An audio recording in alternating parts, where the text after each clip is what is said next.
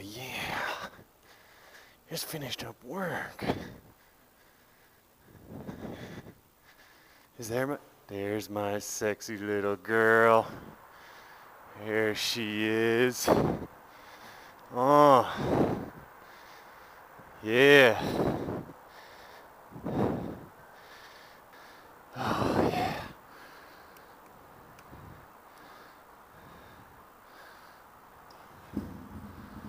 Oh, yeah, she sounds good.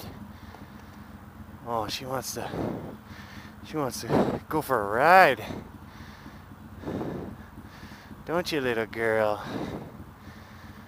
Well, that's just what we're gonna do. So yeah, finished up work, heading home now. And then eat some dinner. Uh-oh. And then tonight, gonna head to Schaumburg. Got that Ducati Riders of Illinois meet. Let's get out! Get some more awesome sounds from the lovely garage we were in here. Oh no, I need some gas! Oh damn, I'm almost at 6,000 miles.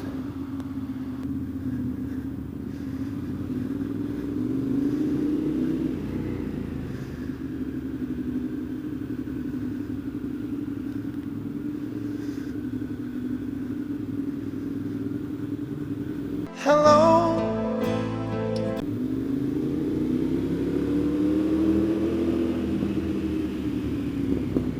Good little sunset today.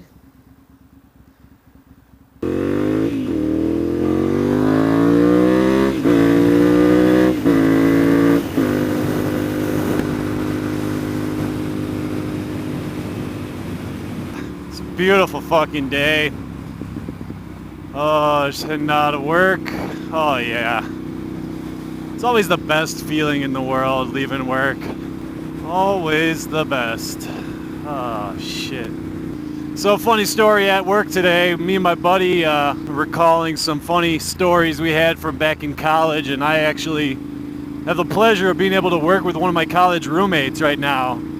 He sits actually right next to me, and we were talking about bikes because Nash Bar is actually having a sale today. Unfortunately, this video will be out after the fact, so tough break. You won't be able to get any parts or anything, but Nash Bar is actually a bicycle online bicycle shop, and we were talking about it, and we were recollecting about back in college, my buddy had this red mountain bike. I think it was a Giant or something like that, but it was his dad's bike when he was younger. When my buddy was younger, it was his dad's bike, and his dad gave it to him for college and stuff like that. So really funny. One day we lived in a townhouse, and one day we left the garage open. Unfortunately, somebody came by, snatched up the red bike, and we were heartbroken because well, obviously my buddy was heartbroken because it was his dad's bike. It was, you know, shit like that. He didn't want to have to be like, Dad, I lost your bike. And anyways, so one day I'm driving to class, and on my way to class, I am sitting at the stoplight on Annie Glidden and Lucinda. And if you guys, any of you know NIU, Northern Illinois University, you'll know Annie Glidden and NIU and Annie Glidden and Lucinda is a main crossroad where tons of students walk back and forth. They go from class to the dorm and back. So I was sitting at that stoplight. Oh shit. I was sitting at that stoplight, and I just so happened to, out of nowhere, see this kid with, lo and behold, Kelly's red fucking bike. And he was just walking it because he was walking with another friend of his back to the dorms. So I creepily found a parking spot, risked getting a ticket on campus parking, and slowly creeped these guys and stalked them back to the dorms. It was so funny because they kept looking back, and I thought I was a pretty good stalker. I was way far back. I even actually picked up the phone to call my mom to make it look like I wasn't stalking them. So I called my mom. Hey mom, what's going on? You know, just I told her the whole story, what was going on, and she's like, oh gosh, well be careful, you know. And they end up getting to their destination at one of the Grant Towers in Grant North. I followed him all the way there. The reason the guy wasn't riding it was because the chain had broken.